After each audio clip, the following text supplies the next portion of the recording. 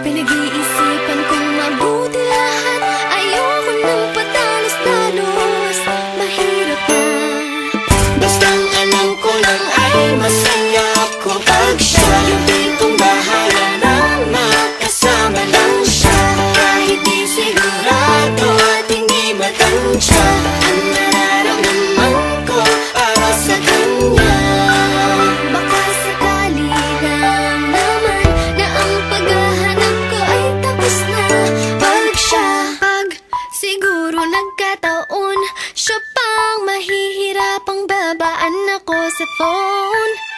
5 minutes, already missing me. Ako na yatang papalit kay Rapunzel sa Disney.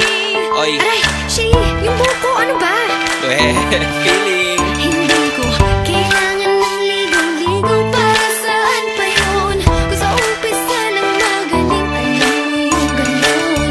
Pinag-iisipan kong mabuti lahat. Ayoko nang patalos-talos. Mahirap na.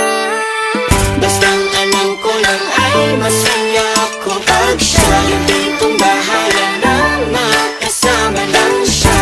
Kahit di sigurado at hindi matansya, ang nararamdaman ko para sa kanya. Baka sakali lang naman na ang paghahanap ko ay tapos na. Pag siya, straight naman siya, pero kulot lang. Panda, pero mas matangkad siya ng konti kay ano.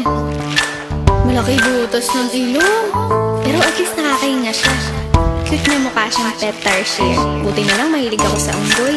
Oy, narinig ko yun okay lang nung una, pero oy dun sa pating tarsier. Ikaw nga nung nag-zumba para may rayuma. Teka balik tayo, napalayo na. Pag siya siguro, wala nang duda. Kasi sa dinami-dami ng pinag-agawan namin ay ayos lang. Kahit sa akin ay walang napupunta, ha?